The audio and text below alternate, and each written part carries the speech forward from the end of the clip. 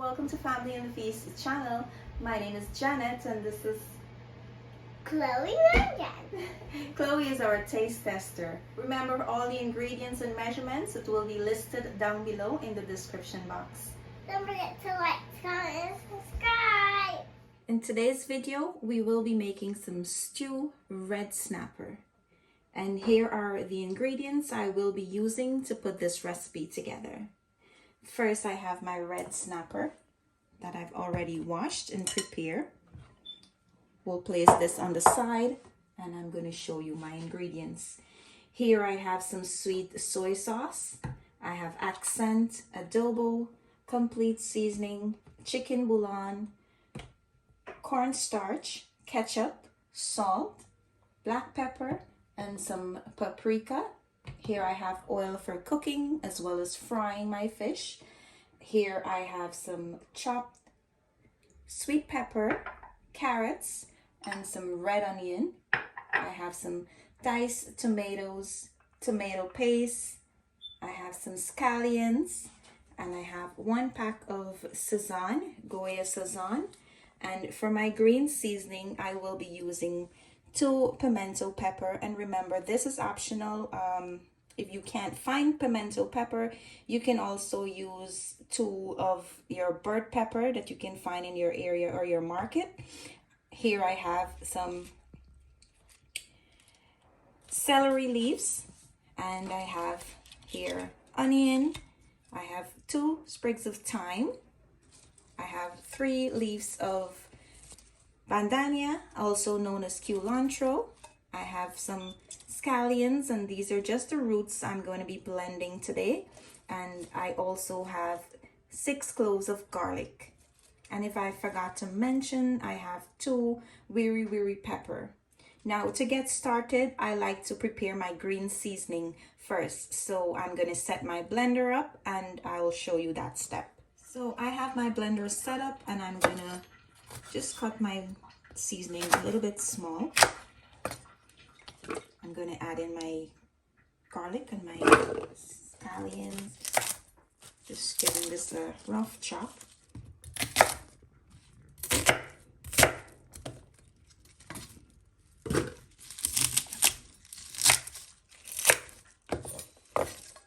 And here I have my Wiri pepper. And I'm going to just add my thyme. Now to that, I'm going to add in just a little bit of water to help my blender. I'm going to cover and I'm going to blend.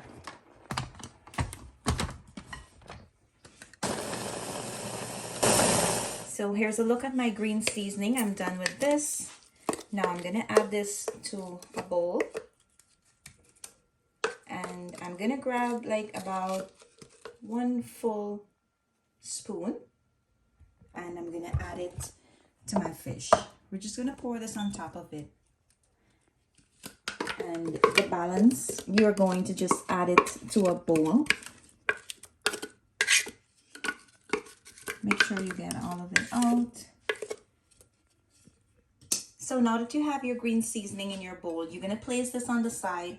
And we're going to measure all our dry ingredients and place them in 1 container. And here I have all the dry ingredients that I showed you earlier in the video, except for my Sazon, and I'm going to add right now to the plate. So I'm going to pour this out into a bowl, which will help me mix it even better. I don't want to spill anything. So now that I have all my dry ingredients in this bowl, I'm just going to mix it, and you just want to mix it and make sure that they are all combined evenly. So now that we have that, we're going to place this on the side as well. And we're going to bring our fish close to us. And from that dry ingredients, you're going to just take about a teaspoon, like so. And you're going to just sprinkle it on top of your fish. And we're going to leave the remaining in the bowl on the side. And you want to marinate with this until the fish is all seasoned and coat it evenly with the dry ingredients and also your green seasoning. Okay, so I'm gonna go in with my hands, guys, because I want to make sure that they're all coated evenly. So if you like cooking, you shouldn't be afraid to do this. And this is looking really, really nice already, and it's smelling so high, guys, from the pimento pepper and all that bandania. It is really, really smelling nice. So I'm gonna set this on the side for about 15 to 20 minutes, and we'll come back after that 15 to 20 minutes. In the meantime, I'm going to place some oil on my stove to warm up or heat up, and I'll show you the next step. So guys, it's been 20 minutes and I'm back, and the next step is to add in your cornstarch. Now I'm gonna add in my cornstarch right on top of the fish, and I'm going to mix this up. So I'm going to go in with my hands again, guys. I'm not using any flour for this recipe. So guys, if it's an inconvenience for you to find cornstarch, you can use flour. You can replace the cornstarch with some flour. You will apply it to your fish just like I did with the cornstarch. I just like to use cornstarch because it gives a nice crispy layer on the fish outside, and if you don't mind yours being or looking soggy, you can use the flour, but just remember to apply the flour just like I did with the cornstarch. And this helps your oil, when you're frying, the oil not to get dirty and burn, and you know, your kitchen smelling all fish and burn flour. So now that this is all coated evenly here, I am going to head over to the stove and we're going to fry this. That is our next step. So guys, my oil is coming up to a nice hot temperature, and my stove is between high and medium heat, and I'm going to add in my fish now.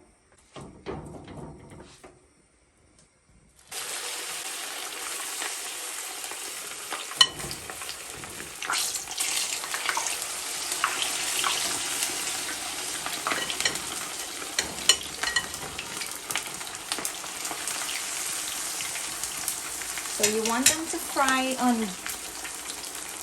both sides until they are nice and golden brown. And I'm just going to cover this just in case it splatter on me. I like to cover it with that. But I'll show you guys when I'm ready to turn it over the color you're looking for. So guys, I'm about to turn these over, and I just want to show you the color it is.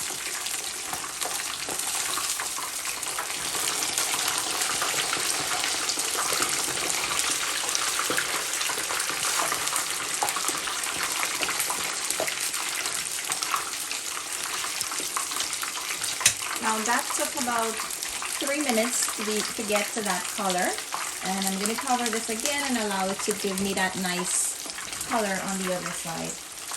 So guys, I'm taking these out now. They're at a nice golden brown color.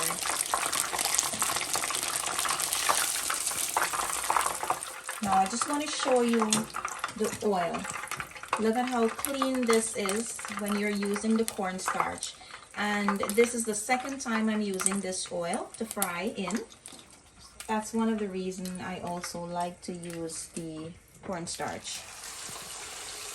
Now this is my second set, and I'm going to continue until I'm done frying all my fish, and I'll come back and you'll see the next step. So here's the last set of my fish, guys. I'm done frying, so we'll take these out of the oil now. And I'm going to head over to the counter. We're going to start the next step. And look at that, guys, how clean the oil is still.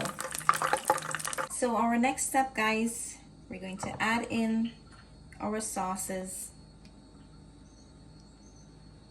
Make sure you scrape all of that out. You don't want to mess up the measurements. And I'm gonna put in my soy sauce there, my tomato paste, and my dry ingredients. You're gonna pour all of that on top there. And now we're going to head over to the stove with this. So I'm going to turn my stove back between medium and high heat, and I'm going to use some of that same oil I fry my fish in. We're going to add in about 1/4 cup of that,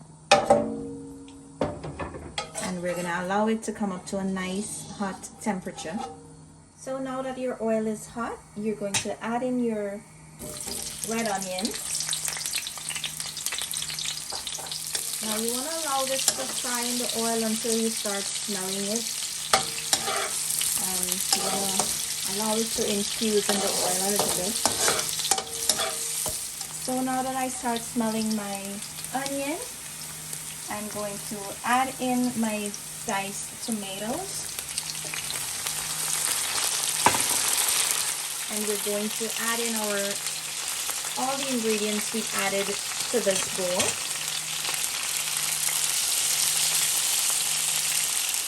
And you want to mix and allow it to fry in the oil and to create a nice thick sauce.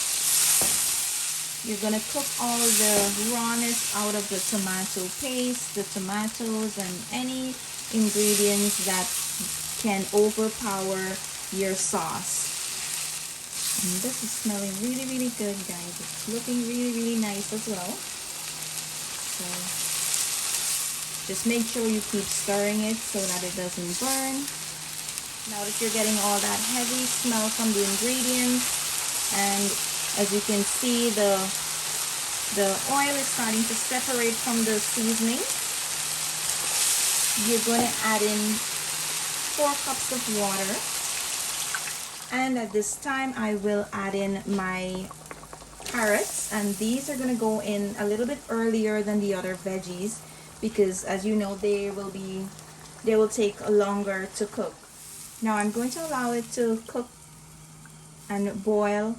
I want my sauce to be nice and thickened, my carrots to be nice and soft before I add in any other ingredients to this. So we're going to cover this and allow it to cook, and I will let you know how long it took before I add the other ingredients. So guys, it's been 10 minutes since I left my sauce to boil, and it came up really nice and thick. I am going to add in my sweet pepper. So if you like that nice crunchiness to your sweet pepper, you don't have to allow it to cook too long in the sauce. So at this time, I'm going to add in my scallions, because I like the crunchiness in my sweet pepper. I'm going to add in both my scallions and my sweet pepper together, and right after I am going to add in my fish.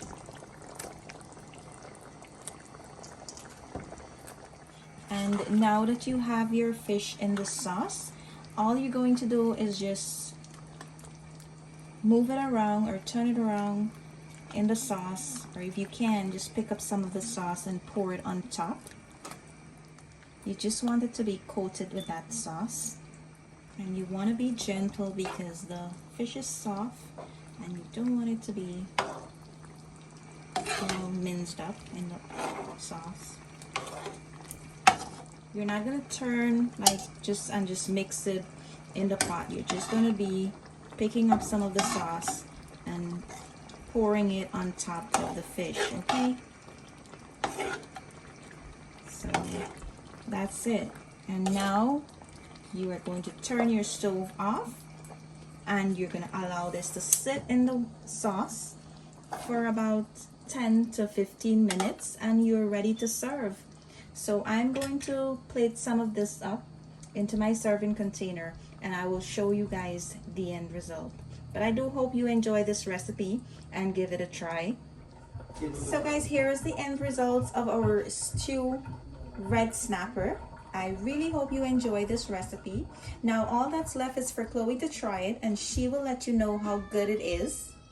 time to try it. Yummy. Bye. We hope you enjoy this video. Thank you for watching. See you in our next video.